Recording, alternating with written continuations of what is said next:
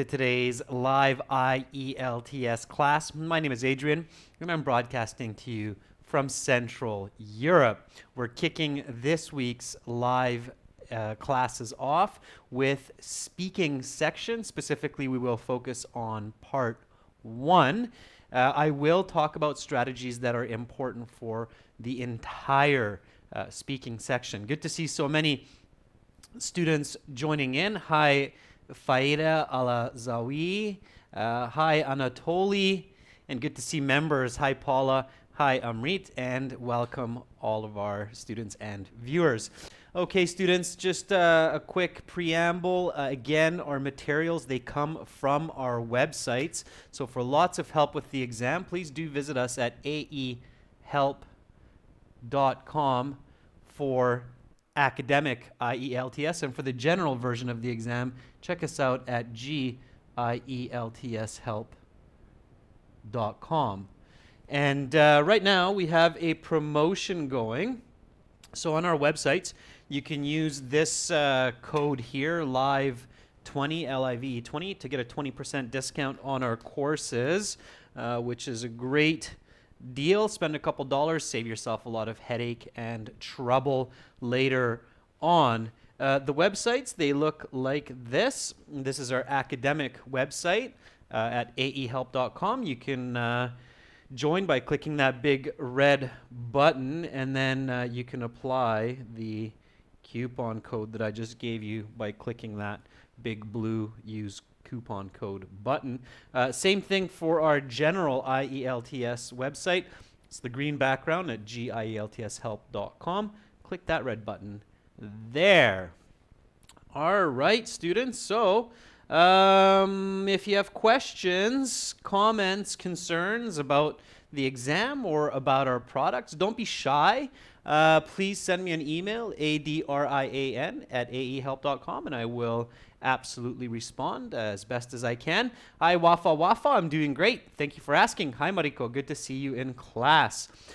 Live classes run from Wednesday to Saturday. On Wednesday, it's one class. All the other days, we have two classes. First class is for members. Second class is for everybody to chat. Members' classes start at 13:30 Central European Time, and everyone chat classes start at 15 o'clock. That's 3 p.m. in the afternoon. Let's get into the speaking of the exam. So the speaking, for those of you who are new to IELTS, the speaking is done on the same day as your sit-down exam separately. It's a 12 to 15-minute interview. It could be on the day before or the day after as well. There's no guarantee that it's on the same day. But your marks you receive at the same time, about 2 weeks after you're finished. In the speaking, you will be interviewed face-to-face, one-on-one, usually by a native English speaker. In many cases, that will be somebody British, but it can often be someone from the US, Canada, or another English-speaking country as well. So be ready to listen to different kinds of accents. Hi, Carlos Claire. Hi, Preeti. Good to see more members in class. Now, one very kind of dangerous concept or idea that many students have with the speaking part of the test is that they will have a kind of a natural interview, like a real conversation with this native speaker. And that's not true. Okay, so when you're getting ready for the speaking part of the test, you should not think about it like this is just another interview. It's like having a conversation with my English-speaking friend, or it's like having a conversation with somebody who's doing a job interview. It is unique, okay? The IELTS exam, they tell you that, oh, it's just a 15-minute speaking interview. We ask you some questions, you give us some answers, and no problem, we'll assess your speaking and have a great rest of your day. But it is quite technical, okay? And they're looking at your English skills, so they're looking at your vocabulary, your lexical resource. They're looking at your grammar structures. Are you using a range of grammar, present perfect, conditionals, adjective clauses. So they're looking for those details. And they're also looking for how coherent is your language, so how clearly can it be understood. And they're also looking for how accurate it is. So are you actually answering the questions that they're asking you specifically? Okay? And that's not necessarily natural. Why? Why do I say that? Let me hear it from the students. So why is it unnatural, or why is it not like real world conversations when the IELTS is looking at how accurately students answer the questions that are being asked? So the topic, the controlling idea, the specific question. Why is that not natural? It's kind of a strange question. So Amrit says, well, because I can make up answers. That's true, but Amrit, you can make up answers in real life as well. So in the real world, we sometimes make up answers or lie or fib, however you want to call it. It's somewhat of a, yeah, there we go. So Paula has a very good answer. If everybody's looking at Paula Dennis, one of our members with the green, that's the right answer. Because in real life, we actually go off topic quite frequently, and we miscommunicate quite frequently. You're absolutely right, Paula. Very good, very clever of you to pick that up. So in the real world, we get into arguments, we get into miscommunication, we get into misunderstandings frequently. We're speaking the same language, even our own native language, but we're not speaking to each other clearly. For the IELTS exam, you have to speak clearly, okay? I'm going to explain that as we get into it. Let me start by asking you a question. I'm going to prove this to you with a question instead. So here's my question. Give me a nice answer, students. How far, and this could be a part 1 icebreaker question by the examiner. So the examiner can say, how far do you live from your work or school? Okay. So how far do you live from your work or school? This could be an icebreaker question. So give me a nice answer for this one, students. How far do you live from your work or school? Okay, give me a good answer for that one. So Keti, Lubinda, you're doing your speaking tomorrow. I'm glad to help you out with this. Pay really careful attention to this lesson. It could easily save you some marks, okay? So this is quite an important question here. Okay, so Naj says 2 kilometers away. Amrit says 15 kilometers northwest from my school. Paula says my workplace is around 5 miles from my house. Indeed, I take the bus every day to go to work and spend about 30 minutes riding the bus. Paula, that's a great answer. Mariko says I live about 30 minutes from my school on foot. Okay, good. All right. So Ahmed says I live not too far from work. It only takes about 15 minutes by metro. Great. So notice, students, that some of you are using measures like kilometers. Some of you are using measures like minutes or time plus mode of transportation like metro or on foot. Okay, so that works, but you do have to be really careful because the true measure of distance, right? The question is, how far do you live from your work or school? So the true measure of distance is kilometers. Even though in everyday situations, we often will use time, like I live 5 minutes from work or I live 5 minutes from school, it's not a correct measure of distance. Time is not an accurate measure because, of course, we have these different methods of getting to school or getting to work. So if I say I don't live far from work, it only takes 10 minutes by metro, well, sure, but that means it takes an hour on foot. So if I go on foot, that's actually very far. If I go by metro, sure, it's close, but if I go by on foot, it's quite far. So distance is the accurate measure. That's called the valid measure of distance, okay? The valid measure of distance. So when you're doing the IELTS exam, your goal is always to find accurate, clear, valid pieces of information to explain your ideas. Whether it's a lie or the truth or what you imagine, that doesn't matter. It just needs to be a valid measure so it's very clear to your audience, in this case, the examiner. Okay? So that's step number one. Now, let's get into a few questions. We'll practice, and then I will give you more tips to increase your band score and increase the clarity of your communication. Okay? I'm not just using the board, I'm using the computer as well, Pachu. All right, so here are my digital notes, Pachu, as you'll see. So how to approach IELTS questions, a real communication versus the IELTS communication. So just to sum that up, in the real world, we often miscommunicate and we often don't think about what the listener needs to hear or what they want to hear, but instead we think about what we want to say, okay? On the IELTS exam, you have to really focus on what the examiner wants to hear instead of what you want to say. A lot of students get into trouble when they're answering questions about what they want to say, and they think, oh, I'm being natural, so I'll get a good natural score, and I'm being genuine and authentic, so that's what they want. Yes, they do, but it has to be good communication, okay?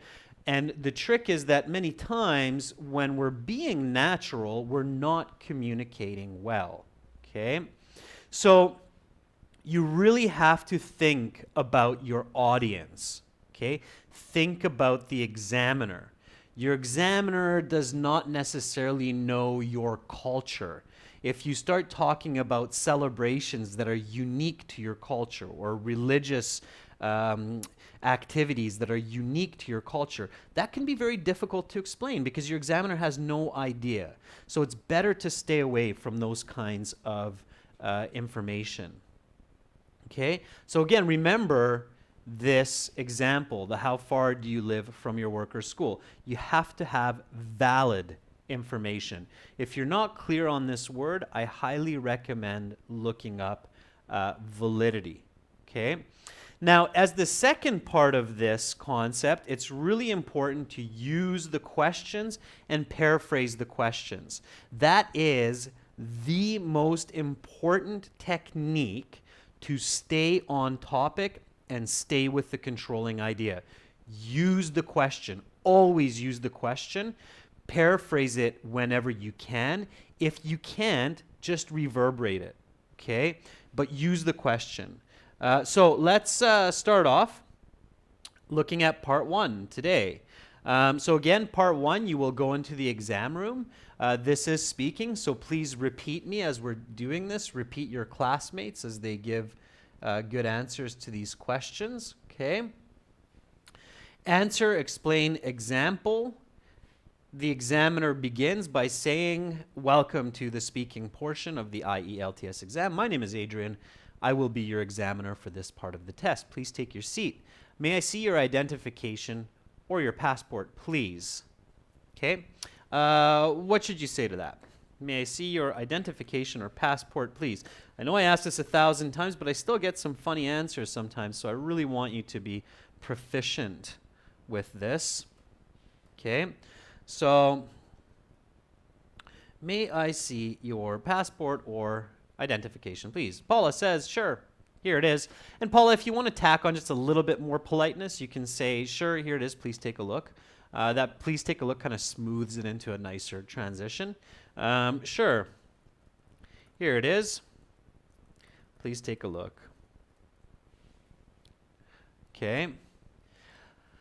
Carlos Claire says, of course, here it is. Please have a look. Yes, sir, here you go by Chinoso Teklar. That's good as well. Yes, sir, here you go. Absolutely. Or if it's a woman, then it's yes, madam. Here you go. Um,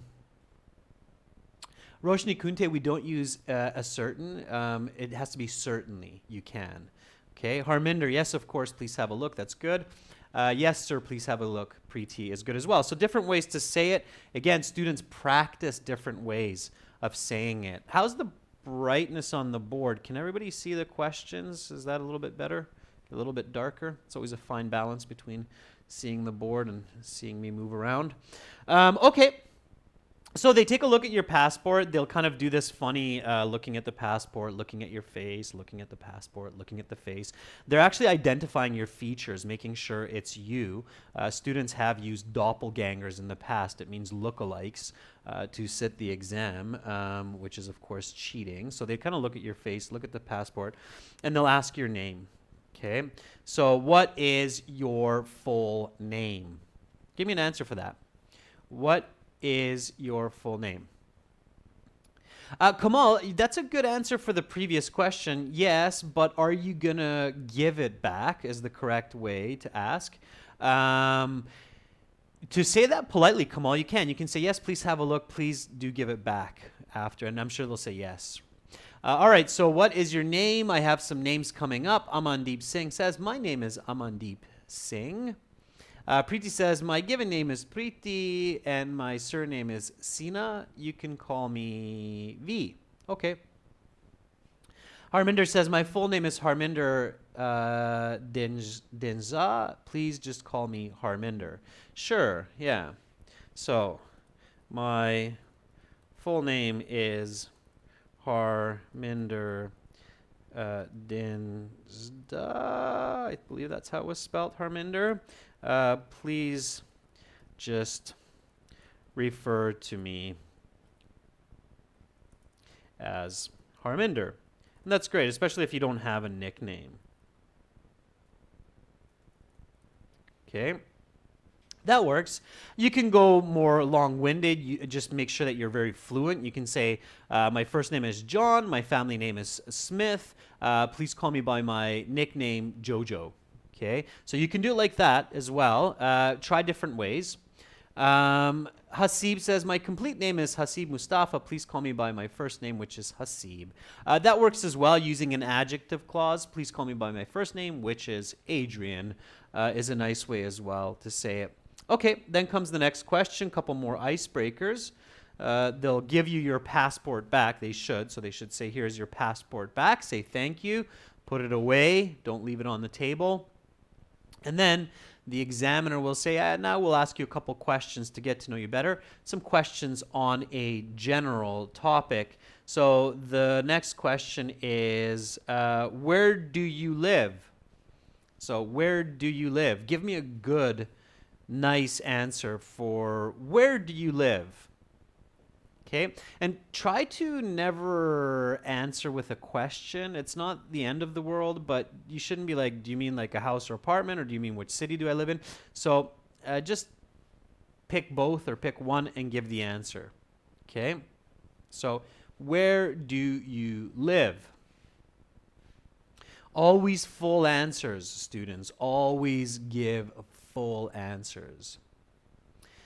So Ahmet Tekeli says, I live in Sicily, Istanbul. Sure. Maybe a little bit more information than that. Chinky Wadwa says, I belong to a very small town, Pihowa. It's in the district of Kurskudana. Sorry, I couldn't read that last word. I live in Kobe City, which is the capital of the Hyogo Prefecture. Yep, that's Japan. I've been there. Absolutely.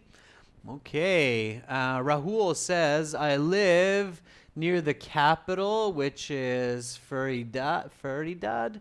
Okay, I kind of missed that last part there. Good. So there's some good answers coming up there. Sure. One way to do this, students, is start small and go to the big, right? So where do you live? I live in a small 2-bedroom house in the suburbs of Victoria, which is the capital city of the province of British Columbia, the westernmost province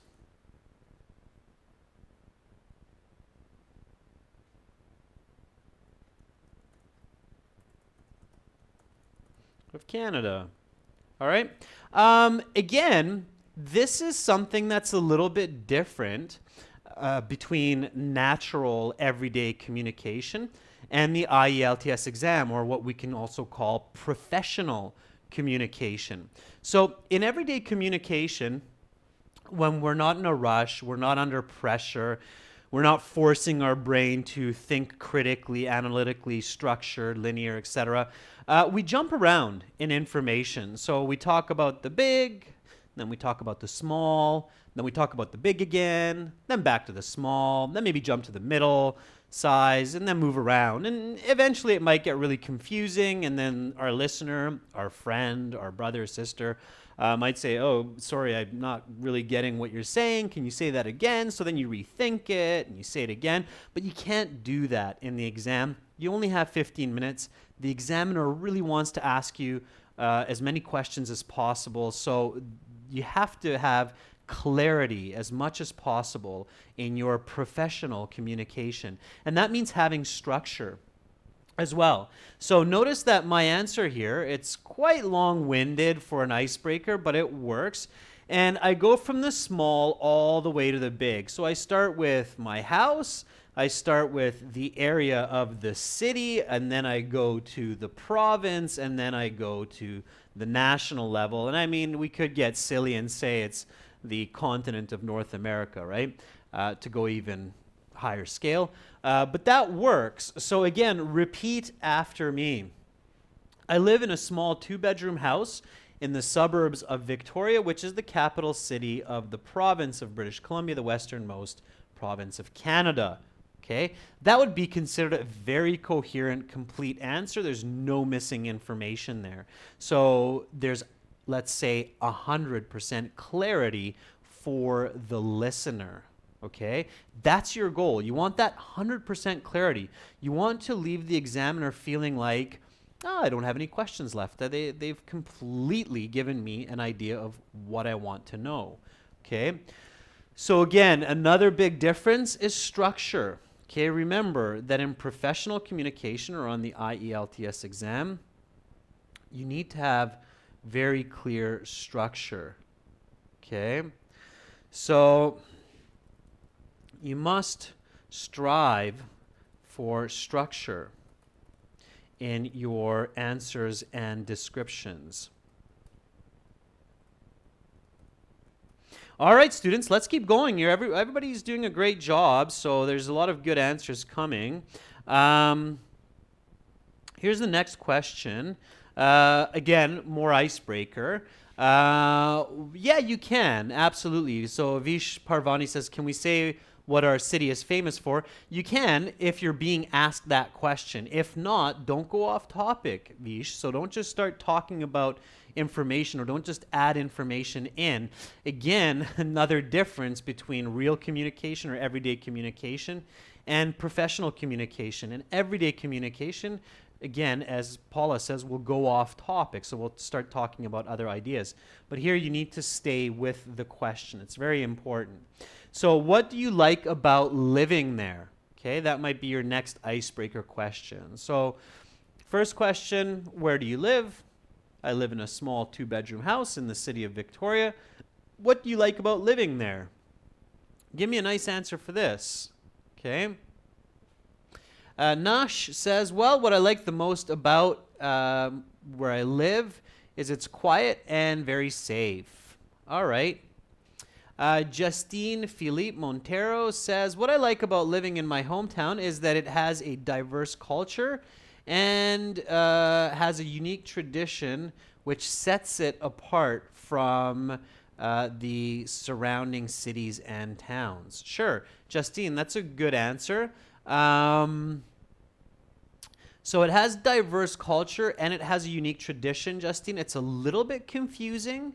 You want to be careful there. Diverse culture is somewhat contradictory to a unique culture. So diverse culture, unique tradition. So what is your unique tradition? You might want to add that in there. Okay. All right. Tina says, well, I really like to live here in Tehran.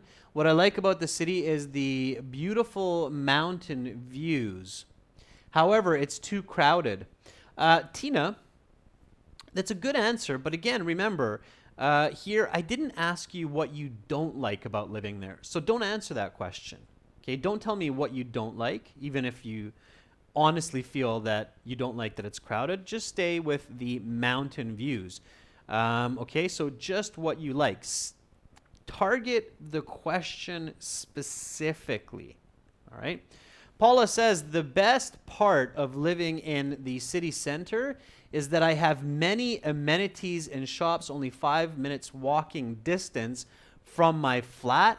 And when I go out for drinks, I don't need to order an expensive taxi to get home. Okay, Paula, that works. Sure, absolutely. That works well. All right. I love all of the greenery. As Victoria is internationally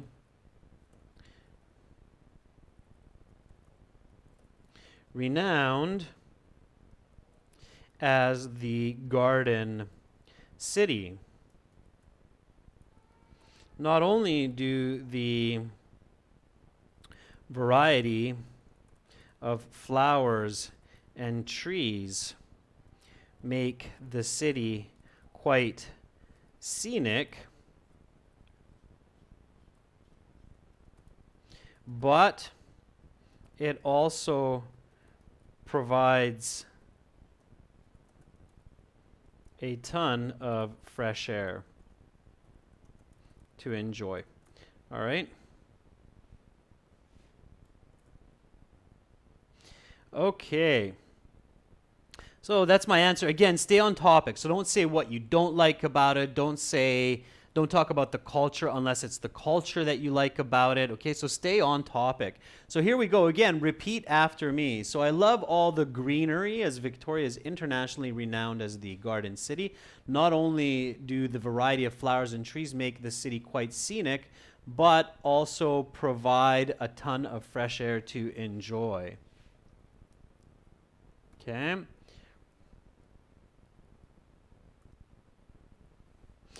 All right, so those are your icebreaker questions. And then the examiner will ask you some more questions on a general topic, okay? And here, the general topic is, let's talk about parents. Let's talk about parents. And these part one topics, there'll always be something new with a new twist, okay? You can practice for them, but it's virtually impossible to guess exactly what they will be. So just be open-minded, okay? It's also very important to be interested and enthusiastic, okay? So some of you might be thinking at this point that I don't really like talking about my parents. And sometimes other topics like sports or music, sometimes people are art. People are like, well, I'm not a big art fanatic, so I don't really like talking about art. You can't approach it that way. Okay. Again, this is a difference between real world communication and the IELTS speaking interview. In the real world, when we don't like talking about a topic, we can say, you know, I'm not really into sports, so can we talk about something else? But you can't do that in the actual exam. You have to talk about that topic. You have to force yourself to be interested and excited about it. Okay? All right. So the first question here is, how often do you see your parents? How often do you see your parents? Give me a nice full sentence answer to this question of how often do you see your parents? John Turner says, I like to, and I'm going to correct you, John, in real time here. I like to see my parents as much as possible, but as a student, I'm so busy and I study on the weekend, so unfortunately, I don't get to see them as often as I'd like, maybe just twice a week. Okay, John, that would be a clear answer. All right. Jessica Alfama, very good. Jessica Alfama, and again, students repeat me, so I'm correcting students in real time, so it is correct English. So Jessica Alfama says, I see them every single day because I live with my parents. Jessica, perfect answer. Okay, that works. Now that, Jessica, is a great example for another difference between real world and the exam. In the real world, some questions just come across as silly, right? Because we don't have to explain that we see our parents all the time when we're clearly living at home with them. But in the IELTS exam, even when the answer seems obvious, like it's right in front of you or it's very clear, you still have to say it. You have to say it to the examiner. Okay, you have to imagine that the examiner is like an alien. They don't know what you know. So never assume that the examiner has an obvious answer in their mind. All right? Okay, Boo Miu says, although I am a freshman in university, I still live with my family. Therefore, I frequently see my parents on a daily basis. Good. Very nice answer. I like that answer. It's nice and complex and natural. So very nice answer, Boo. That's a band 9 level answer. Lanthiu says, actually, I don't often see my parents as I still have to finish my studies in the capital for 2 more years, and I don't get a lot of chances to visit them in my hometown. Okay, Lanthiu, that was pretty good. Yeah, absolutely. There's a little bit of awkward phrasing there, but otherwise it was quite good.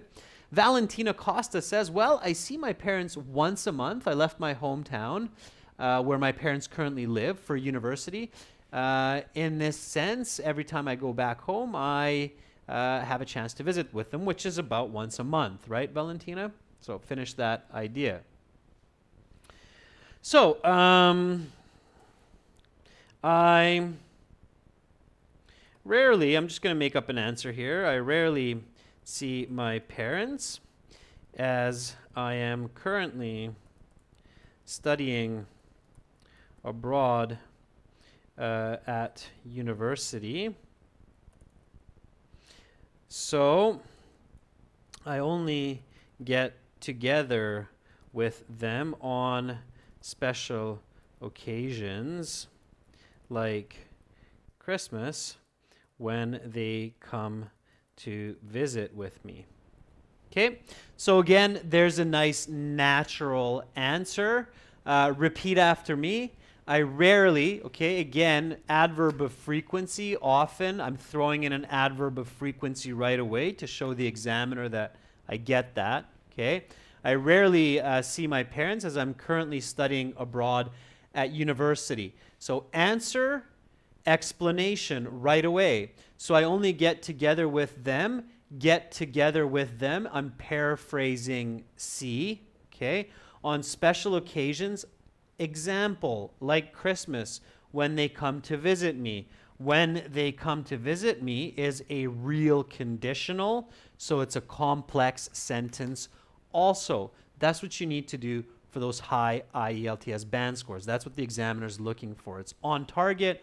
You give the answer. You reflect what they're looking for, in this case, adverbs of frequency, and you have some smooth flowing examples to strengthen your explanations. Again, not quite natural in the real world, but perfect for the exam. Okay? One more. Silin Wang says, before I came to Australia, I saw them every day because I lived with them, but now I only get to meet with them during school holidays. Silin Wang, very good. It's quite similar. So Marina Mint says it could be a painful topic if you don't have parents. That's true, Marina. But on the IELTS exam, there could be situations like that. Okay, you have to be prepared for that. You have to be able to move past that. And if you don't have parents, just again, you have to stay cold in the IELTS, Marina. You have to be professional but somewhat cold. So you have to say, unfortunately, my parents passed away, so I never get to see them, but they're with me in my memories every day. Okay, so that would be a natural answer. Be confident. And yes, of course, I thought about that with these questions as well. So if you don't have parents, it could be, sadly, both of my parents passed away years ago, so I do not get to see them physically, but they are with me in memory each and every day. Okay, so you can answer that way. Okay, be confident, be strong on the IELTS exam. Don't take anything personally. The goal of the examiners is to measure your language and your communication. That's why you're there. No, Kyber, it's very unlikely that you can change the topic. Okay, it's very unlikely that you're going to have a topic which is overly sensitive. But you never know. I mean, we can talk about children, and unfortunately, you know, some people lose their children as well, which is even more painful than losing parents. So maybe they might change the topic in this case, but it's quite strict rules. So I'm not really sure what they would do in that situation. All right, let's keep going, students. Let's push forward. Next question. Where do your parents live? Where do your parents live? Okay, give me a nice full sentence answer here. Okay, where do your parents live? And hint, hint, for those of you who are following from the beginning of class, don't forget about the icebreaker questions. Remember the first icebreaker question? Where do you live, right? You might be able to give me a more interesting answer for this one if you think back to the original question and answer you gave for that. So where do your parents live? Yali Pang says, well, my parents and I live in different cities. They live in my hometown, which is 2,000 kilometers away. What's the name of the hometown, Yali? So always mention the name, okay? All right. Pravash says, well, I don't see my parents often because I'm currently studying in South India away from my hometown. So I get a chance to meet with them about once every 6 months. Pravash, that's for the previous. That's good. Okay. Preeti says they live in the center of the city of Udaipur since 1980, and it is 5 kilometers roughly from my home. Okay, that works quite well. Just watch your word order, Preeti. Paula says, my parents live in a 4-bedroom big house in the small town of Leon, northwest Spain. It's not northwest of Spain, Paula, because if I'm not mistaken, they live in Spain. Northwest of Spain means it's outside of Spain to the northwest. Okay, so careful with that. Leon is a really cool name for a town. It means in the town of lion. All right, Amrit Bogan says,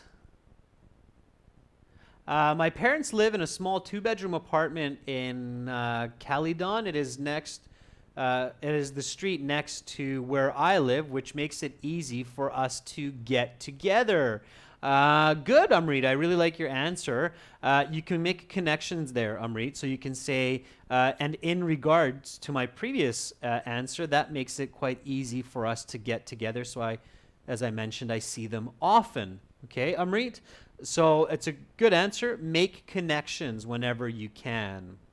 Okay. Justine Philippe says, well, I have a tight nuclear family. We used to live in the same house in a small town called Calasiao. It is always good to be with them because they give me great advice when I need it. Justine, don't switch to the second person voice you. Okay, that's awkward to say they give you best advice. They're not my parents, so they probably don't give me advice, I don't think, unless I've accidentally bumped into them on the street somewhere in the world. So always refer to yourself. Another big difference, students, another big difference in real world communication versus professional communication is in our everyday life, we love to use the word you in our communication. It's kind of a psychological trick to hold our listener. With our friends, pay attention today when you're talking to your friends. You'll notice how often you say you to your friend. You do this, you do that. You'll see this. I don't know why you did that, but you're not actually talking about them. You're talking about yourself or somebody else, but you're using the word you, okay? And of course, the other word that we often use in every day is the word thing or stuff. Don't use these words in the IELTS exam. Okay, you'll get a better band score. You'll get a higher band score. So let me put that up there. Okay, I'm just sticking this all under real communication versus communication on the IELTS exam. So another tip here is do not. Okay, real world. People say you all the time. In IELTS, do not use you. Instead, use the accurate noun like me or people. Okay? Again, it makes for more accurate communication. All right. So let's see what else we have. Lanthiu says, so my parents live in a small town of Ha Nam, which is 60 kilometers away from the capital in the south. This is part of the reason why I haven't had a chance to visit with them frequently. Lanthiu, good. So you made a very nice natural connection to your previous answer. That's great. And I love how some students picked up on that what I was trying to suggest is make connections among your answers. So, well, as I mentioned before about my hometown of Victoria, that is also where my parents live. However, unlike me, they live closer to the downtown core in a 2-bedroom condo. Okay? So making connections among the information that you provide, accurate connections, very useful to bump up your coherence and complexity scores. Also, when you do that, you tend to use more lexical resource as well, more vocabulary. So make those connections. Repeat after me, students. Well, as I mentioned before about my hometown of Victoria, that is also where my parents live. However, unlike me, they live closer to the downtown core in a 2-bedroom condo. One more time, a little bit faster. Well, as I mentioned before about my hometown of Victoria, that is also where my parents live. However, unlike me, they live closer to the downtown core in a 2-bedroom condo. At home, students, make sure that you practice your fluency. So repeat the same sentences faster and with more intonation. Do that practice regularly to increase your speech speed and your intonation. Okay? All right. Next question. Here we go. Why is it important to have good parents? So again, this is kind of it's a question that you probably wouldn't hear from your friend during a coffee break, but on the IELTS, absolutely. Okay. Farhan, a condo is often referred to as a luxury apartment. So it's a nice apartment built out of concrete and steel. Okay. Um, why is it important to have good parents?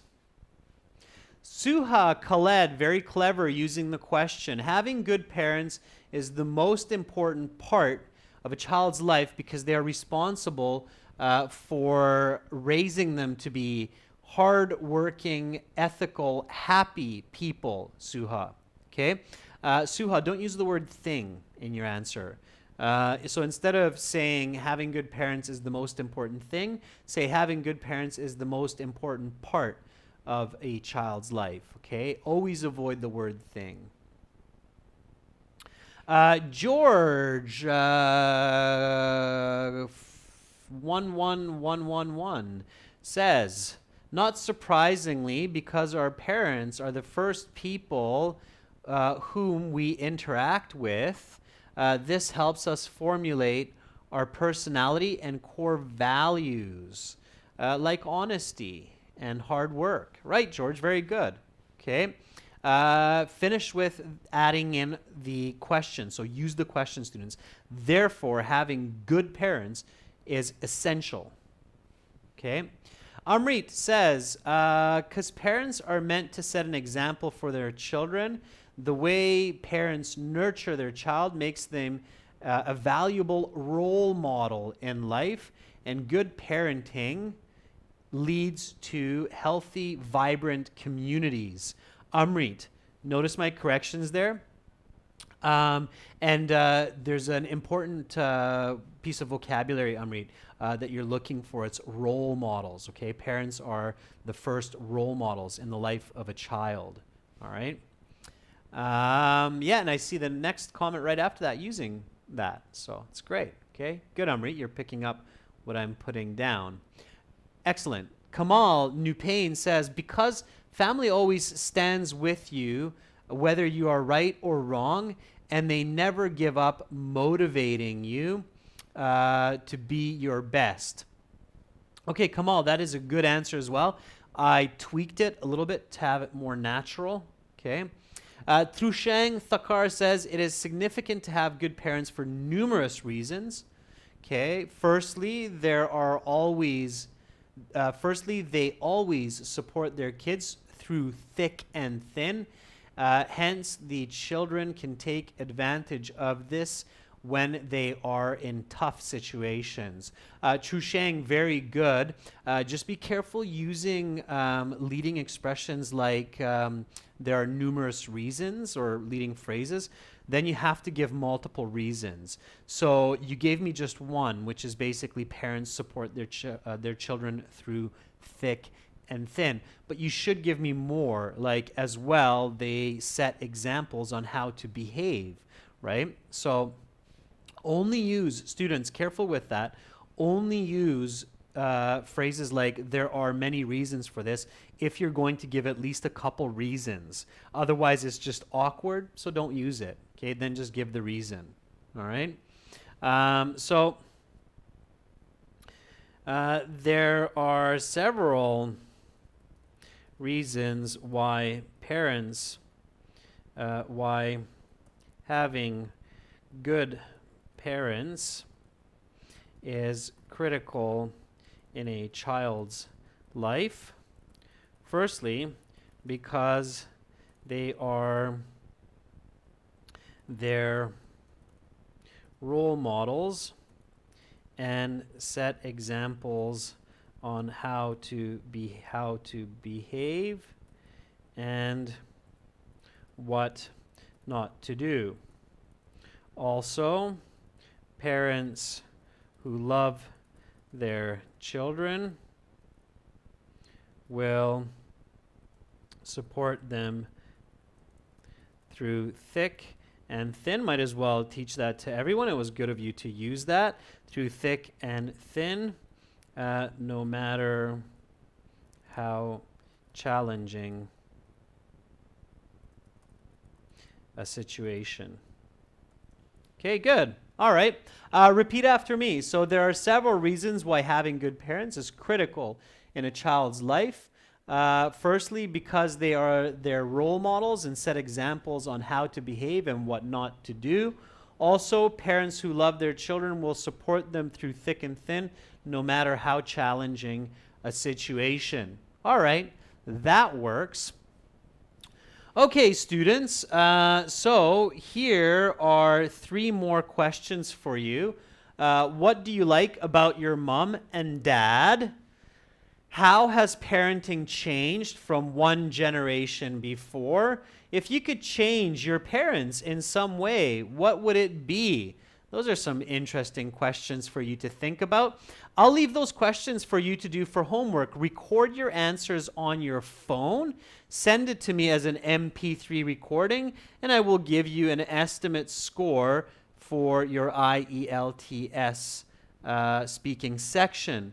You can send the recordings, make sure it's MP3 please, to Adrian, A-D-R-I-A-N, at aehelp.com. Okay, here are the questions one more time. So these last 3 questions. Again, what do you like about your mom and dad? How has parenting changed from one generation before? And if you could change your parents in some way, what would it be? Now again, as you're giving these responses, remember the importance of validity. Remember, this is not you chatting with your friend. Here, you're providing a structured, clear answer with coherent, complex grammar showing your highest English ability. Don't use words like you. They're not my parents. Use words like parents, mom, dad, father, mother. Okay, so speak clearly. And I will gladly give you a score estimate. Again, remember to join us on our websites. Our academic website looks like this with the blue background at aehelp.com. You have over 100 hours of video lessons there, as well as a fully interactive course, 6 original practice tests. And you have the same on our general IELTS website at gieltshelp.com. Click that button, and don't forget what I mentioned at the beginning of class. You can use this code LIVE20, L-I-V-E 20, for a 20% discount on the websites. Students, so many brilliant minds with us today, as often there are. A lot of great commenting and a lot of great answers. Thank you for your participation.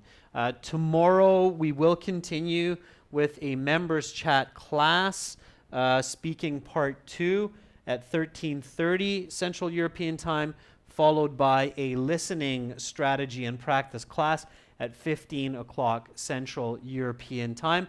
Hopefully I will see all of you then and there, and I can aid you further in improving your band scores and your English communication skills. Have an awesome rest of your day. I wish you good rest. Don't forget to speak as much as possible. Every chance you get, use your English. Bye for now, everyone.